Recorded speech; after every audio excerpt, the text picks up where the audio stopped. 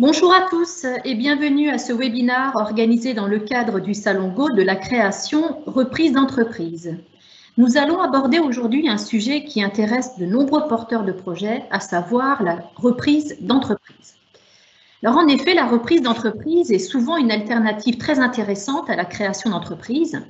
Néanmoins, elle nécessite du temps car il est important d'anticiper et de bien se préparer. Nous allons découvrir tout cela ensemble grâce à plusieurs intervenants que je vais laisser se présenter. Bonjour, Cécile Benoît-Bouchard, Chambre de métier de l'artisanat de la Moselle, conseiller entreprise, référent transmission reprise. Bonjour, Laurent Driuti, Société Optiméo, ancien repreneur et cédant, aujourd'hui conseil en cession-acquisition en France et au Luxembourg, et secrétaire du CNCFA, l'association des conseils en cession-acquisition. Et donc moi-même, Doriane Stark, responsable du pôle entrepreneuriat à la Chambre de commerce et d'industrie de la Moselle. Alors nous vous invitons à poser vos questions via le chat qui est à votre disposition et nous traiterons bien sûr vos questions à la fin de cette présentation. Alors je le précise tout de suite, le chat qui est à votre disposition, vous allez le retrouver en cliquant sur les deux petites bulles qui se superposent et sur lesquelles figure un point d'interrogation. Donc vous cliquez sur ce bouton et cela ouvrira la partie chat de la visioconférence. Alors je précise également que cette visioconférence est enregistrée et que vous pourrez la retrouver très prochainement sur YouTube. Voyons ensemble le programme de notre visioconférence. Alors, afin d'avoir une vision la plus complète possible de la reprise d'entreprise, nous vous proposons d'aborder les points suivants à l'occasion de cette visioconférence. Alors, dans un premier temps, nous verrons ensemble comment faire pour bien se préparer à la reprise d'entreprise. Nous verrons également ensemble les différentes sources qui vous permettent d'identifier des entreprises à reprendre. Nous parlerons également de la rencontre entre le cédant et le repreneur, qui est un moment crucial d'un parcours de reprise d'entreprise. Nous parlerons également de l'analyse des cibles et enfin, nous terminerons avec quelques conseils pour bien réussir les 100 premiers jours de la reprise. Alors, pour bien se préparer, il est important dans un premier temps de bien comprendre et de bien cerner l'environnement dans lequel vous vous situez. Côté repreneur, tout d'abord, donc c'est la bulle qui apparaît en jaune sur votre écran. Côté repreneur, ce que l'on peut vous indiquer, c'est que l'âge moyen du repreneur est à peu près de 48 ans. Il faut savoir que cet âge moyen est plus faible d'environ une dizaine d'années pour les créateurs d'entreprises. Donc âge moyen 48 ans pour les repreneurs, on est plutôt sur une moyenne de 38 ans pour les créateurs d'entreprises. Concernant toujours les repreneurs d'entreprises, 40% sont ingénieurs. Donc, cela peut poser aussi certaines questions, notamment sur l'équilibre entre les connaissances techniques et le profil commercial. On note également parmi les repreneurs seulement 10% de femmes, ce qui est relativement peu, à savoir que ce pourcentage est beaucoup plus élevé en matière de création d'entreprise, puisqu'aujourd'hui, sur la création d'entreprise, on approche plutôt les 50% de femmes créatrices d'entreprise. Et enfin, concernant le prix des transactions, il faut noter qu'une transaction sur deux se fait à moins de 183 000 €, ce qui laisse tout de même des possibilités financières importantes pour bon nombre de repreneurs. Côté cédant maintenant, ce que l'on peut dire, c'est que le départ à la retraite reste le motif principal des cessions d'entreprise. 60% des cédants cèdent leur activité pour un départ à la retraite. 26% nous annoncent céder leur activité pour tout simplement un changement de vie. Il faut également noter que 60% des entreprises cédées ont plus de 20 ans. Donc, il s'agit d'entreprises qui ont déjà une bonne expérience sur leur marché et qui sont arrivées à un niveau de maturité relativement élevé sur leur marché. Concernant la rencontre cédant-repreneur, donc 50% des repreneurs restent dans leur département. Donc ça, c'est à noter, puisqu'effectivement, contrairement à certaines idées reçues, les repreneurs n'imaginent pas forcément tous reprendre une entreprise à l'autre bout de la France. Ils restent sur un territoire géographique local. À noter également que 30% des reprises se font soit par un membre de la famille, soit par un salarié de l'entreprise.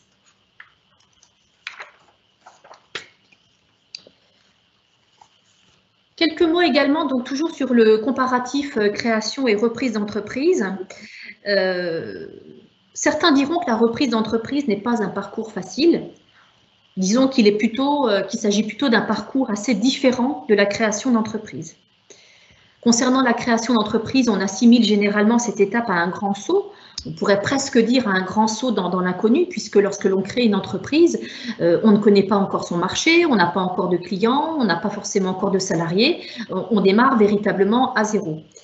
Tandis que la reprise, on bénéficie déjà d'un existant, on bénéficie déjà de clients, on bénéficie d'un marché, également de salariés formés et parfaitement opérationnels. Par contre, la reprise d'entreprise, effectivement, est un parcours qui peut prendre un petit peu plus de temps. C'est un parcours qui est souvent un petit peu plus long et donc il faut effectivement bien se préparer et bien anticiper son projet de reprise. Bien se préparer, c'est aussi faire le point sur soi-même et se poser les bonnes questions. En l'occurrence, la question « Pourquoi reprendre une entreprise ?» Donc, à noter également qu'il faut faire un point sur votre valeur ajoutée. Posez-vous donc effectivement la question de quelle sera votre valeur ajoutée par rapport à l'ancien dirigeant, qu'allez-vous apporter de plus. Il faut également bien être conscient que lorsque l'on crée ou lorsque l'on reprend une entreprise, eh bien, on engage également sa famille. C'est un projet de vie, c'est un projet vers une autre vie. Et c'est souvent dans la vie d'un chef d'entreprise une période très prenante. Donc, il faut effectivement s'y préparer. Et il faut également bien avoir conscience que reprendre une entreprise, ça ne doit pas être une fuite en avant, ça ne doit pas être un plan B. Il ne faut pas reprendre une entreprise par déni, mais il faut que ça soit un vrai choix, puisque la vie de chef d'entreprise, vous allez vous en rendre compte, est quand même assez différente de celle que vous avez peut-être pu connaître en tant que salarié. Donc, comment identifier les entreprises à reprendre? Ce qu'on doit savoir, c'est que le cédant représente le passé de l'entreprise, vous représentez son avenir, et par rapport à la valorisation, on se trouvera entre le passé et votre futur. Donc, c'est important d'avoir ça en tête par rapport à ce qu'on va voir un petit peu plus loin, par rapport aux questions et par rapport à l'attitude à adopter vis-à-vis du dirigeant d'entreprise, en tout cas du futur cédant. Donc, le cédant a fait de son mieux pour développer son entreprise, ça l'a fait vivre, ça a fait vivre sa famille et des salariés. Quand vous allez vous présenter, vous allez peut-être avoir un prix en tête. N'oubliez pas que vous allez valoriser votre avenir, mais que lui, de son côté, a valorisé son passé. La diapo suivante. Donc, comment allez-vous procéder ? Si on peut vous donner un conseil, c'est éventuellement de garder plusieurs cibles en tête, pas vous diriger sur une grosse et belle boîte qui vous fait rêver, mais peut-être plutôt vous concentrer sur des activités ou en tout cas des entreprises un petit peu plus petites, de taille un peu plus raisonnable, et puis d'en garder peut-être une ou deux sous le coude au cas où les premières démarches que vous auriez engagées avec vos cibles ne fonctionnent pas. Lorsque vous ciblez peut-être trop gros, vous allez passer beaucoup de temps, il y a beaucoup d'énergie, et si ça ne se fait pas, vous n'aurez pas de plan B, ou en tout cas, vous n'aurez pas la possibilité de vous retourner rapidement vers une autre cible. Il faudra travailler votre cible, c'est-à-dire dans quel domaine d'activité, quel type d'entreprise, quel type de structure, avec ou sans salarié, avec un local commercial, sans local commercial, ça sera à déterminer. Il faut cibler, il faut préparer, il faut que ça soit en adéquation, comme le disait Doriane, avec votre profil et vos moyens. Peut-être, Laurent, tu as quelque chose à ajouter? Oui, j'ajouterais sur le fait de chasser plutôt petit au départ. Alors, certains ont peut-être l'ambition de bâtir un groupe à terme. Le fait de racheter une première entreprise modeste, de bien la faire fonctionner, d'obtenir la confiance de ses banquiers permettra plus facilement par la suite de faire une opération de croissance externe. Donc, et d'aller plus sur quelque chose de plus gros, quoi. Et sans parler de soucis de financement d'une grosse cible qui n'est pas facile à financer, surtout dans les temps qui courent. On peut passer à la suivante. Donc, votre cible. Une fois que vous avez eu l'idée du type d'entreprise que vous souhaitez cibler, il va falloir commencer à chercher. Donc, effectivement, vous avez les annonces qui peuvent être une première piste, mais ce qu'il faut bien comprendre, c'est que ça ne représente malheureusement qu'une partie du marché réel de la cession d'entreprise. Tout le marché, ou en tout cas beaucoup de ce marché, reste caché. Donc, il va falloir faire une démarche personnelle, commencer par des choses simples. Vous avez ciblé un commerce, peut-être éventuellement aller voir si cette personne en direct, compte tenu de son âge, compte tenu de la situation dans laquelle elle se trouve, serait éventuellement prête à céder. Vous êtes peut-être salarié de cette entreprise, pourquoi pas aller directement demander à votre patron s'il est dans cet état d'esprit, sans forcément sans forcément rentrer dans sa vie privée, mais dire voilà, mon patron a 60 ans, peut-être qu'il imagine céder son entreprise, pourquoi ne pas aller lui poser carrément la question. Mais vous avez aussi les entreprises partenaires, peut-être aussi passer par des fournisseurs, par d'autres connaissances que vous pourriez avoir et qui, ces entreprises-là, ne figurent pas sur le marché réel sur le marché visible, de la transmission d'entreprise. Donc, n'hésitez pas à aller chercher, à aller au-delà de ce qui vous est présenté pour cibler et adapter votre recherche à vos cibles, à votre cible. Donc, pour simplifier les choses, la Chambre de commerce et la Chambre de métiers avons mis en place, c'est sur la slide suivante, des sites. Donc, pour ce qui est de la Chambre de métiers, nous avons entreprendre.artisanat.fr qui rassemble l'ensemble des annonces publiées sur la France. Donc, n'hésitez pas à consulter ce site. Vous pouvez rechercher par département ou par région ou bien encore par activité ou cumuler ces recherches. Doriane, pour... Oui, donc effectivement, concernant la Chambre de commerce et d'industrie du Grand Est, nous avons également un site qui s'appelle opportunette.net qui vous permet également d'avoir connaissance d'entreprises à céder. Donc sur ce site, vous allez retrouver des annonces de cession d'entreprises dans le commerce et dans les services et dans l'industrie sur l'ensemble du Grand Est. Donc, vous pouvez faire des recherches selon différents critères et également, en tant que repreneur, vous pouvez également procéder à une alerte, enregistrer vos critères de recherche et donc vous enregistrez une alerte, ce qui vous permettra d'être informé, d'avoir une notification à chaque fois qu'une nouvelle annonce est publiée, qu'elle correspond à vos critères. Voilà, donc ça vous permet d'avoir au moins 2 sites qui rassemblent les annonces dans l'artisanat et dans le commerce et qui ont, ces entreprises-là ont donc été ou ont eu un contact ou ont été accompagnées par les chambres consulaires, donc chambre de commerce, chambre de métier. Donc on est aussi là à votre disposition pour vous accompagner, vous futurs repreneurs, dans votre recherche. Donc n'hésitez pas à nous contacter pour qu'on vous mette en lien avec les futurs cédants. Il ne faut absolument pas négliger votre réseau. Vous êtes futur chef d'entreprise. Si vous souhaitez reprendre une entreprise, ça me paraît évident. Donc, il faut vous mettre dans la peau du chef d'entreprise et commencer à établir votre réseau. Alors, on a des partenariats, donc chambre de commerce, chambre de métier, expert comptable, notaire. CRA, c'est le club des repreneurs d'affaires. Vous avez la région Grand Est. Vous avez la BPI France et le CNCFA, dont Laurent est membre. Donc, n'hésitez pas à utiliser le réseau, à constituer votre propre réseau pour être mis en relation ou en tout cas pour être soutenu dans vos démarches. Vous n'êtes pas seul, malgré ce qu'on peut imaginer. La création semble parfois plus simple, mais la reprise, vous n'êtes pas seul, vous êtes vraiment accompagné. C'est une démarche un peu plus longue, mais finalement, ce n'est pas forcément plus compliqué. Donc, le réseau est important, la recherche personnelle est importante. On va dire que là, vous avez trouvé 1 ou 2 cibles qui vous intéressent et vous passez à la rencontre avec ce cédant. Il y a quelques questions que vous pouvez déjà envisager de poser. La première étant, pourquoi le cédant veut-il vendre son entreprise? Dans quelle situation personnelle il est? Est-ce que c'est pour partir en retraite, parce qu'il est malade? Est-ce que c'est parce qu'il veut encaisser le fruit de son travail?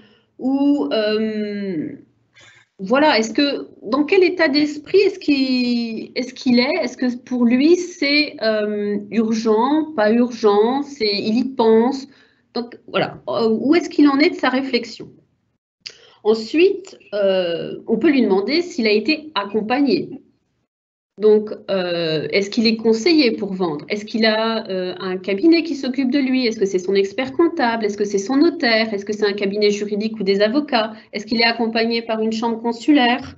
Donc ça, c'est important puisque cet accompagnateur, cet intermédiaire pourra éventuellement vous informer ou en tout cas donner des informations précises sur l'entreprise.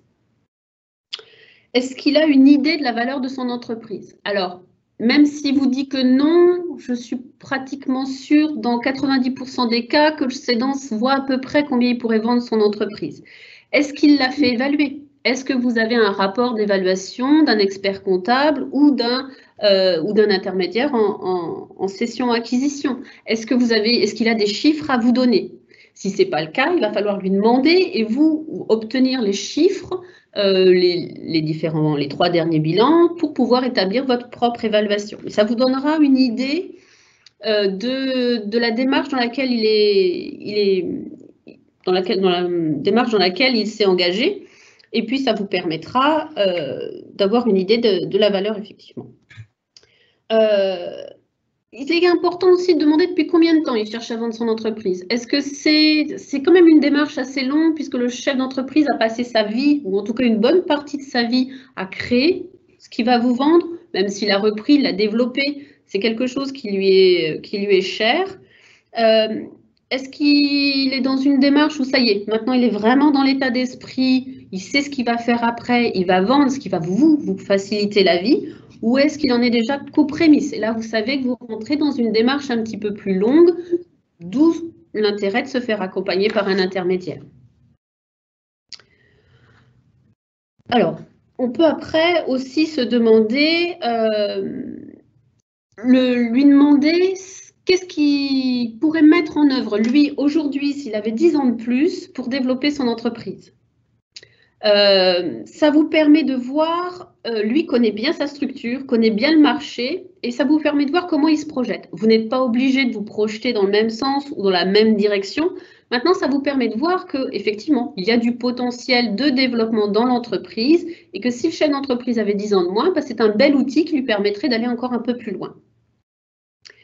Lui faire parler de ses belles réalisations parce que c'est toujours agréable pour le chef d'entreprise et ça le mettra peut-être aussi à l'aise que de vous expliquer qu'il a inventé un brevet ou que c'est le premier à avoir vendu tel type de produit sur le marché ou qu'il est le seul peut-être sur le local à fabriquer ce type d'outillage ou de matériel ou de produits alimentaires. Donc, c'est intéressant de voir dans quelle position il se trouve par rapport à son marché aussi et de connaître voilà, ce qu'il a réalisé.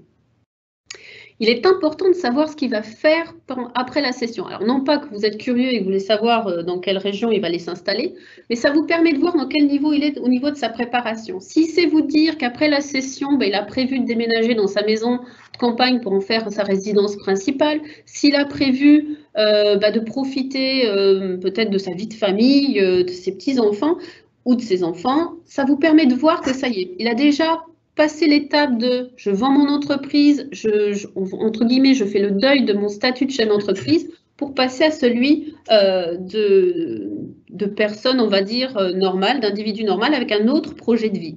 Ça, c'est important pour vous de le savoir, permettra d'aller plus avant dans la négociation. Avez-vous préparé votre entreprise à sa transmission? Avez-vous fait le nécessaire pour nettoyer éventuellement les comptes, nettoyer le bilan?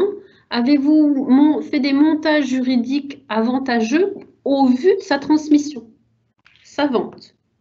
Y a-t-il des investissements à prévoir? C'est important pour vous. Vous reprenez un outil de travail. Est-ce qu'il va falloir peut-être redonner un coup de peinture dans le local, peut-être changer les vitrines ou alors remplacer le matériel type machine à commande numérique parce que celle-ci date un petit peu ou elle a des petites faiblesses. C'est important pour vous parce que lorsque vous allez monter votre dossier de reprise auprès d'une banque, vous financez effectivement le rachat du fonds ou des parts, mais vous devrez aussi y inclure les différents investissements à prévoir. Le fait de savoir qui sont ces conseils vous orientera aussi. Il est peut-être conseillé par une chambre consulaire qui a à sa disposition de multiples partenaires. Peut-être que c'est juste un avocat, peut-être que c'est juste un notaire, peut-être que ce sont les deux en même temps. Ça vous permettra aussi de vous orienter, de pouvoir vous appuyer sur des professionnels également. N'oubliez pas que quand vous reprenez une entreprise à un cédant, vous reprenez une partie de sa vie. Donc, il reste quand même malgré tout attaché. Toutes ces questions, ce sont quelques exemples, mais ça vous permet d'entamer le dialogue, de le comprendre et de l'amener à vous comprendre aussi et à vous projeter dans votre projet. Donc, restez gentleman, restez ouvert d'esprit à la discussion. Ne vous braquez pas parce que, a priori, vous serez certainement plus jeune que le cédant. Peut-être que vous avez des idées, de meilleures idées que lui. Ne faites pas de confrontation frontale. Écoutez-le, tirez-en vos conclusions et allez de l'avant dans les négociations en vous faisant accompagner. Laurent ? Oui, donc des sages conseils, en effet, Cécile. Il faut savoir qu'il y a différentes étapes donc, dans le process qui mène à la reprise d'une société. Dorian et Cécile ont déjà abordé la préparation du repreneur, la recherche de cibles, donc les échanges avec le cédant. Et ces échanges doivent aussi être l'occasion pour vous d'établir un diagnostic de la société, puis d'entrer en négociation sur le prix, sur les conditions, afin de préparer une offre. Si la société vous plaît, vous allez préparer une offre qu'on appelle aussi lettre d'intention. Cette lettre d'intention formalise le fait que vous êtes intéressé à acheter l'entreprise à un certain prix sur certaines conditions négociées avec certaines conditions suspensives. Et ça vous sécurise aussi une période d'exclusivité parce qu'en principe, il est courant de demander 2, 3, 4 mois d'exclusivité pour avancer et réaliser des audits. Donc, dans le même temps, vous préparez un prévisionnel, un dossier de financement, le montage juridique de reprise. Et puis, votre avocat prépare ensuite le protocole d'accord qui lui, est très engageant à ce niveau-là. Et à partir du protocole, on n'attend plus que la levée d'éventuelles dernières conditions suspensives pour arriver à la cession, donc ce qu'on appelle couramment le closing. Nous n'avons pas le temps de tout aborder en détail, donc nous allons évoquer le diagnostic, le prix, les négociations. Donc l'analyse des cibles, donc Cécile a déjà évoqué quelques points. Donc effectivement, il faut demander les comptes des 3 dernières années. Là, on est à un stade où vous avez signé en principe un engagement de confidentialité. Donc je dirais le cédant ou le conseil du cédant va être plus en confiance pour vous donner des informations. Idéalement, une présentation commerciale qui vous permet de voir un petit peu comment travaille l'entreprise, de connaître son savoir-faire. Des informations sur les produits, sur les clients. Alors bien sûr, ça sera pas nominatif, mais en tout cas d'avoir un peu une répartition des chiffres d'affaires des clients, des fournisseurs, voir un petit peu quel type de produits l'entreprise achète. Des informations sur la concurrence également, qui vous permettra après d'aller chercher des renseignements financiers pour vous faire aussi une idée sur le marché. Et puis, donc si on passe à la suite, donc les équipements, donc comme l'a déjà un petit peu expliqué Cécile, c'est pour vous permettre de voir aussi si les équipements sont récents, si vous allez devoir faire des investissements tout de suite après la reprise. Donc c'est important également. La liste des salariés, notamment pour voir l'ancienneté, pour voir un petit peu la fonction de chacun et voir comment l'entreprise est organisée. Et puis il y a la question de l'immobilier. Donc est-ce que l'entreprise est locataire? Est-ce qu'elle détient l'immobilier à titre propre? Ou bien est-ce que l'immobilier est dans une SCI? Donc tout ça c'est abordé et voir si l'immobilier est à vendre et comment faire le montage en conséquence. Et puis, bien s'assurer que le vendeur soit bien vendeur, en effet, parce que parfois on peut avoir de mauvaises surprises. Des gens qui veulent un peu tâter le terrain, tâter le marché pour voir combien vaut leur entreprise, mais qui n'ont pas encore fait tout le chemin pour être vendeurs. Donc, si on arrive au sujet de la valeur, donc je vais commencer par la partie gazeuse. Ici, il y a un petit graphique qui schématise bien, je trouve, les différentes valeurs qu'on trouve dans une entreprise. Donc, d'abord, l'immatériel, le gazeux, c'est à la fois les savoir-faire de l'entreprise, l'organisation, le management, l'image, la culture d'entreprise, la capacité d'innovation, les brevets, les marques, le portefeuille client, la fiabilité des fournisseurs, les partenaires, le système d'information, l'informatique, les actionnaires et l'environnement du marché de l'entreprise. Donc Alain Fustek, qui est l'auteur de ce diagramme, il compare un peu l'état gazeux à quelque chose de difficilement palpable et quantifiable, mais qui a néanmoins une valeur. Et puis il compare ça à l'état solide, donc avec les bâtiments, les machines, les véhicules, les choses visibles de l'entreprise. Et puis l'état liquide qui concerne en fait la trésorerie, les créances et les dettes de l'entreprise. Et donc, si on continue sur la valeur, et si on revient un petit peu sur des éléments plus terre à terre, aujourd'hui, il y a différentes méthodes de valorisation d'entreprises. Certaines sont plus ou moins cohérentes en fonction des spécificités des marchés des différentes sociétés. Toutefois, aujourd'hui, pour une entreprise établie sur un marché et en développement normal, les méthodes les plus couramment utilisées sont liées à la rentabilité de l'entreprise. Par exemple, sur l'EBE, l'excédent brut d'exploitation, le résultat d'exploitation, le résultat net. Et ceci pas uniquement sur la dernière année, mais il est utile de considérer les 3 dernières années et de faire une valeur moyenne pondérée en principe. Et je dirais que ceci est cohérent avec la valeur finançable par les banques. Pourquoi? Parce que vous allez reprendre une société, la plupart d'entre vous vont la financer avec un prêt bancaire. C'est la rentabilité de la société qui va rembourser le prêt.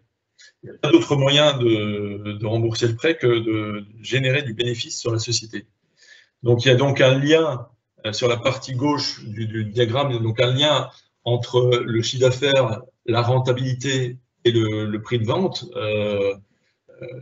En fonction de la rentabilité de l'entreprise, on peut calculer un prix de vente.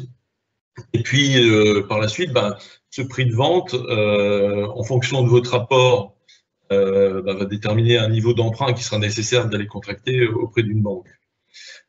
Il faut savoir qu'une banque va, dans une large majorité des cas, vous proposer une durée de 7 ans pour rembourser le prêt, et que l'apport, un apport minimum va être de 20%. Aujourd'hui, on va plutôt vous demander quelque chose autour de 30-35% minimum, mais c'est plus facile à financer à ces niveaux-là. Alors bien sûr, ça dépend toujours du prix de vente. Si vous êtes mis d'accord avec un vendeur sur un prix de vente qui est trop élevé par rapport à la rentabilité de la société, il vous faudra avoir un apport plus important pour aller chercher l'emprunt nécessaire pour le financement de la reprise.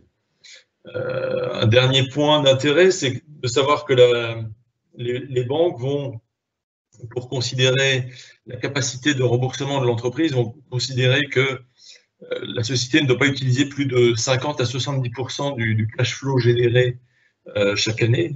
Grosso modo, pour simplifier, c'est le résultat net plus les amortissements. Donc, pourquoi pas plus que ça?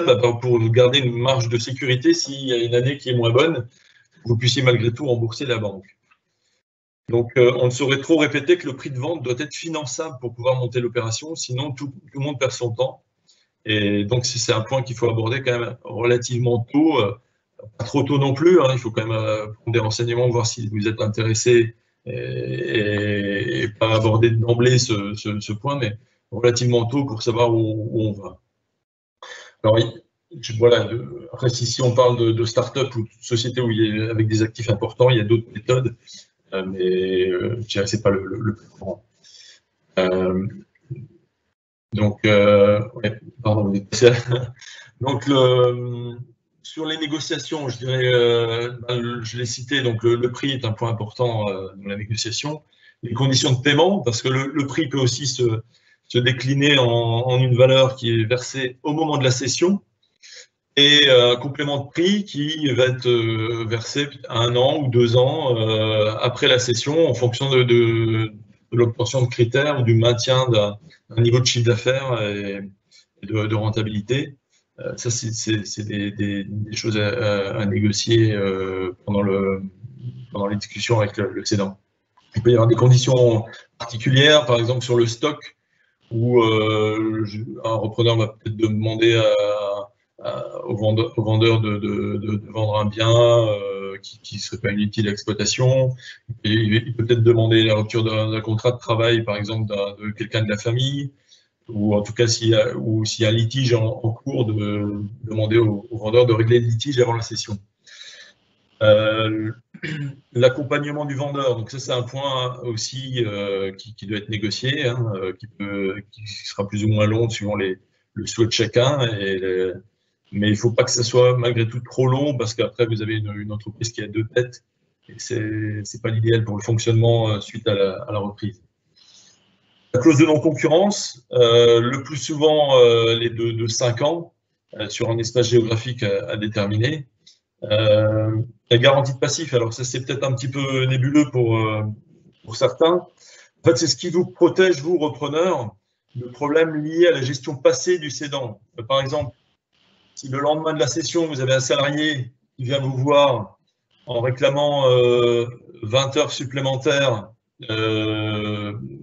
en indiquant qu'il fait 20 heures supplémentaires par semaine depuis 5 ans qui n'ont pas été payées, ça va vous faire un petit peu drôle. Donc, vous allez être content d'avoir une garantie de passif où un montant d'argent est souvent bloqué pendant 3 à 5 ans pour couvrir ces risques.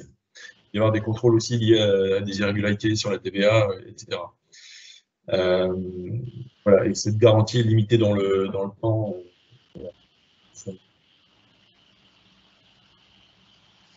C'est la suivante. Je voudrais quand même dire un dernier mot sur l'analyse des cibles dans le contexte particulier du Covid, pardon, de la Covid. Je n'y fais pas le fait que ce soit féminin. Donc il y a un impact aujourd'hui sur le nombre d'entreprises sur le marché, parce que je dirais certaines entreprises ont peut-être décidé de remettre à plus tard la cession parce que elles ont été impactées par la baisse d'activité.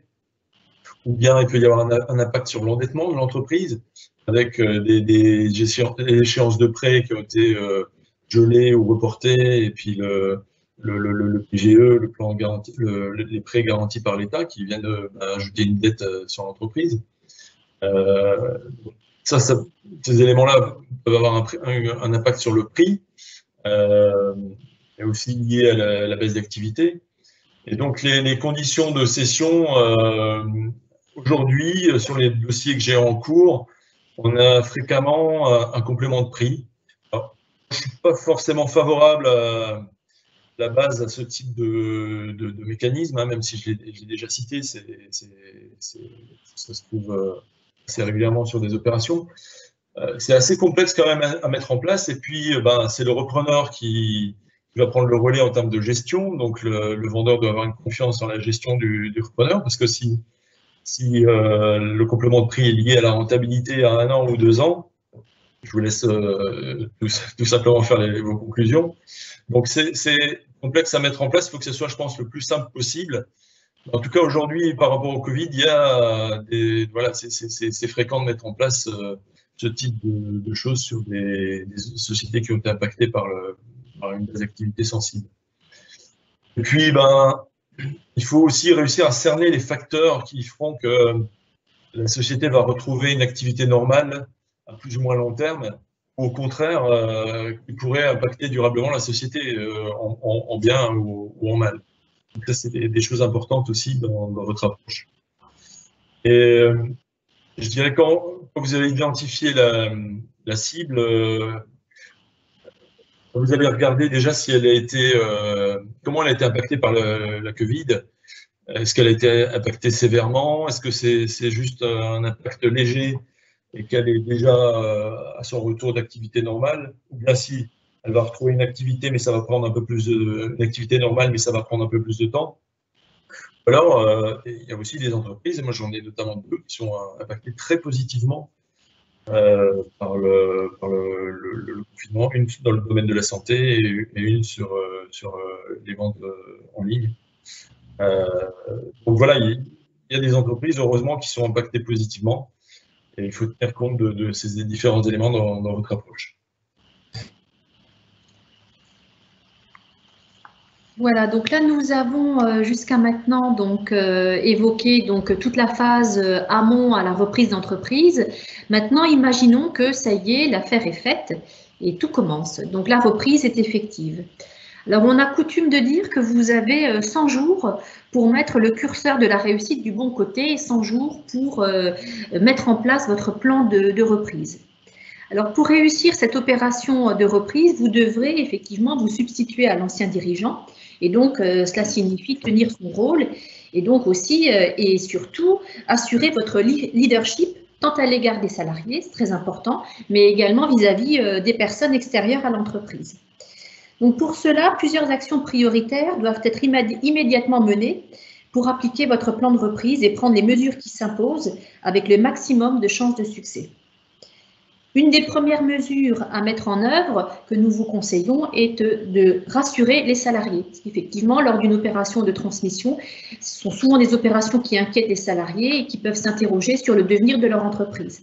Donc ça semble être vraiment une opération et une action prioritaire. Il s'agit d'instaurer un lien de confiance avec vos équipes et rassurer les salariés. Il faut également, et c'est très important aussi, très rapidement, poursuivre les relations avec tous les partenaires extérieurs. Donc, les partenaires extérieurs, ce sont les clients, donc ça peut être des anciens clients qui peuvent être des fidèles de l'entreprise, mais ce sont également les fournisseurs avec qui il va falloir très rapidement engager le contact, les nouveaux clients, puisque lorsqu'on reprend une entreprise, généralement, on a des projets, des perspectives de développement, donc il faut également aller les rencontrer. Il faut bien sûr entretenir une étroite relation avec son banquier, avec son partenaire financier, plus tous les autres partenaires qui peuvent vous aider dans votre projet de reprise. Et il faut également, bien sûr, mettre en œuvre toutes les mesures financières et de gestion qui sont absolument indispensables en tant que gestionnaire d'entreprise, comme par exemple connaître le calcul des prix de revient, connaître et gérer votre fonds de roulement, maîtriser vos stocks et analyser les comptes clients. Voilà. Donc tout cela fait partie vraiment des opérations à mener très rapidement pour reprendre cette entreprise dans de bonnes conditions et réussir cette transition.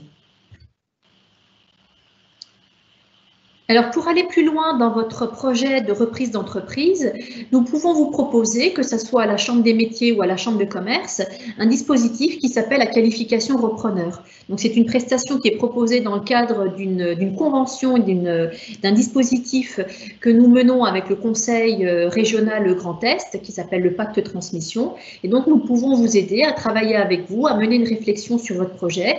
Donc, c'est ce que nous appelons donc la qualification de votre projet de reprise. L'objectif étant de dresser avec vous un cahier des charges des reprises, des entreprises que vous pourriez reprendre et vraiment définir de manière la plus précise possible votre projet de reprise. Donc tout cela se fait lors d'entretiens individuels avec des experts en matière de reprise-transmission. Donc il s'agit effectivement de définir votre profil de reprise, d'identifier vos atouts et éventuellement les points bloquants s'il devait y en avoir, des points bloquants éventuellement à la reprise, et définir et fixer toutes les préconisations pour réussir votre projet.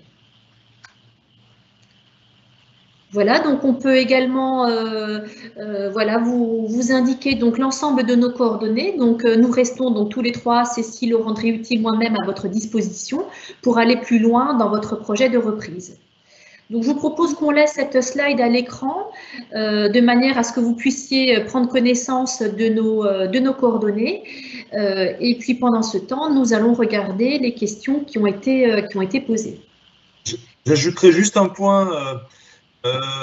N'hésitez pas, repreneur, à m'envoyer vos coordonnées ou une fiche de cadrage. Moi, je suis régulièrement à la recherche de repreneurs personnes physiques ou morales sur mes dossiers de cession, donc je pourrais vous transmettre des informations sur des dossiers en cours. Voilà, donc effectivement, n'hésitez surtout pas à travailler avec des prestataires comme Laurent Driuti, qui sont effectivement des entreprises locales qui connaissent bien le tissu économique. Donc voilà, et nous sommes très contents que vous animiez avec nous ce webinaire, Laurent. Avec plaisir. Je peux peut-être répondre à la question, là. Il y a une question sur la lettre d'intention.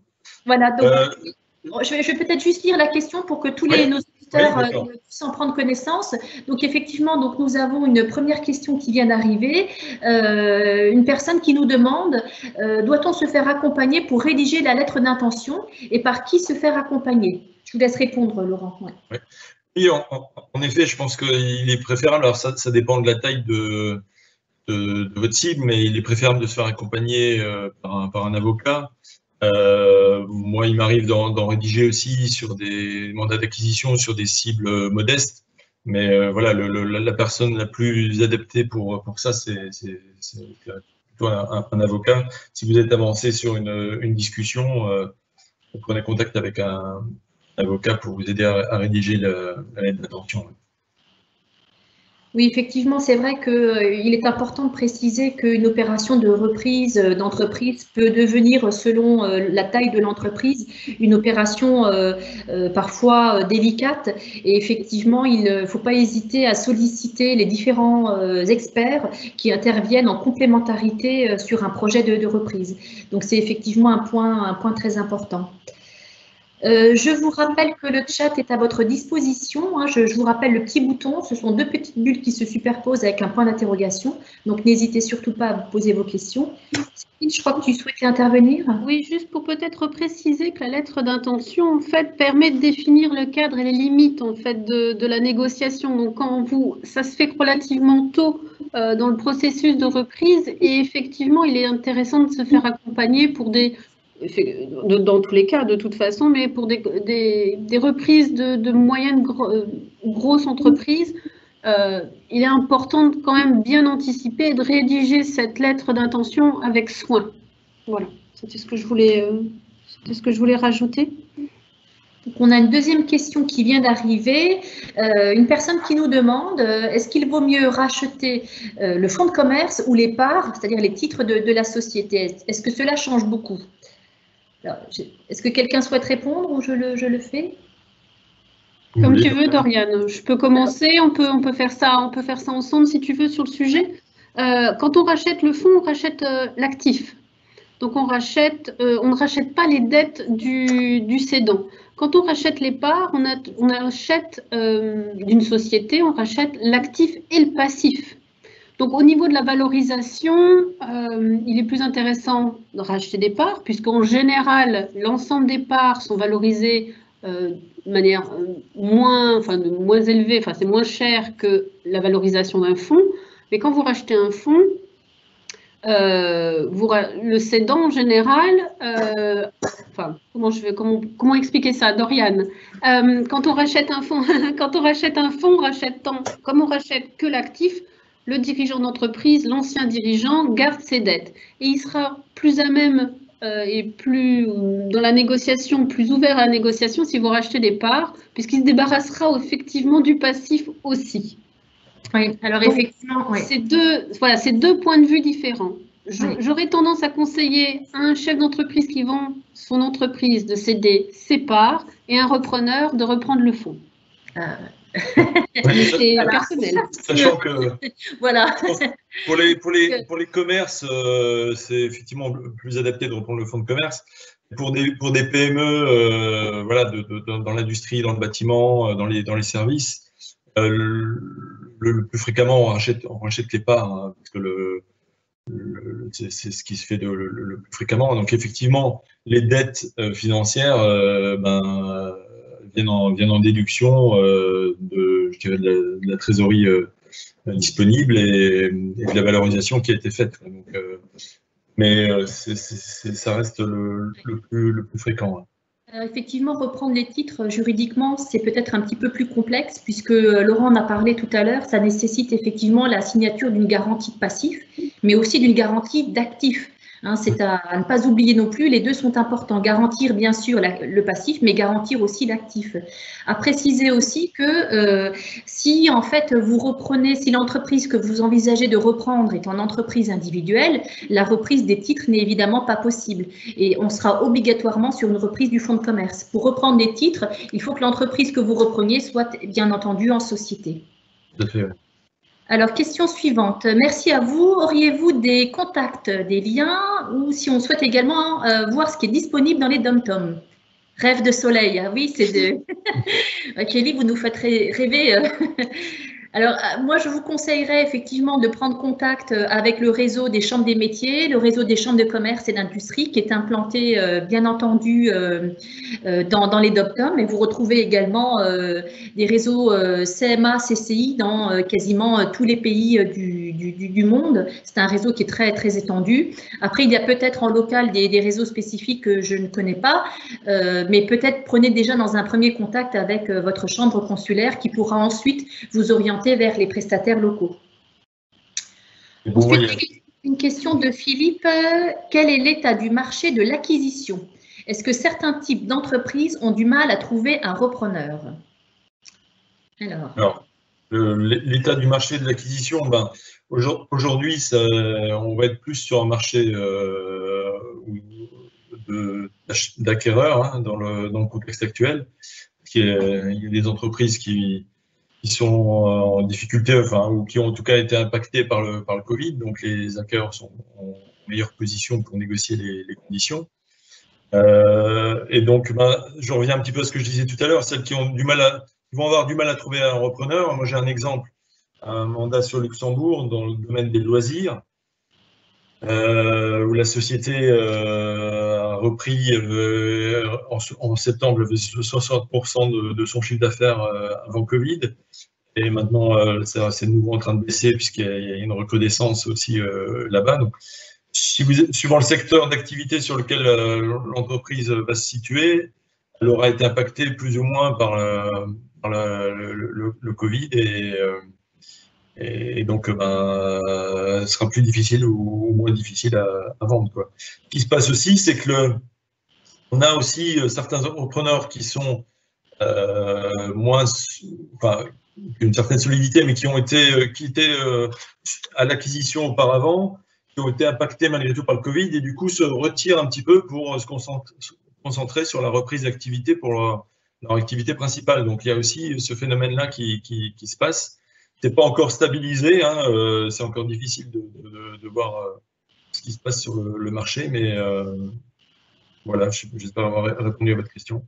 Après, ce qu'il faut bien voir aussi, c'est que la transmission entreprise, ça reste un marché commercial. Hein. Donc, lorsque vous avez des entreprises qui pourraient très bien se créer, qui sont dans un secteur d'activité dans lequel on pourrait créer une entreprise, effectivement, on a un peu moins de repreneurs puisqu'on a une alternative, créer ou reprendre. Vous avez d'autres entreprises qui sont sur des marchés, sur des activités où il est très difficile de créer une entreprise ex nihilo. Je pense notamment aux entreprises industrielles ou à certaines entreprises de services qui sont confrontées à toutes sortes de difficultés quand elles veulent se créer ex nihilo, soit parce que ça nécessite des investissements extrêmement importants, soit parce qu'on est dans des domaines où la main-d'œuvre est extrêmement qualifiée et qu'il est difficile de recruter dans ces secteurs-là. Et donc, dans ces métiers-là, effectivement, la reprise d'entreprise est une solution qui est vraiment prisée et qui est largement favorisée par rapport à la reprise, par rapport à la création d'entreprise. Voilà, est-ce qu'on a une dernière question peut-être? N'hésitez pas. Non, mais écoutez, je crois donc que nous avons fait le tour des questions et nous arrivons donc au terme de ce webinaire. Donc, eh bien, écoutez, il nous reste à vous remercier pour votre participation. Vous pourrez retrouver cette visioconférence sur YouTube très prochainement, ce soir ou demain matin. N'oubliez pas que le salon de la création reprise d'entreprise n'est pas fini et que vous pouvez encore assister à de nombreuses visioconférences puisque le salon prend fin jeudi soir. Donc, il vous reste encore 2 bonnes journées de salon. Je vous rappelle également que le programme est disponible sur le site internet salongo.fr. La CCI, la CMA et Laurent Driuti d'Optiméo sont à votre côté pour aller plus loin dans votre projet de reprise d'entreprise. N'hésitez surtout pas à nous solliciter. Et donc, il nous reste à vous souhaiter une excellente continuité dans votre projet. Au revoir à tous.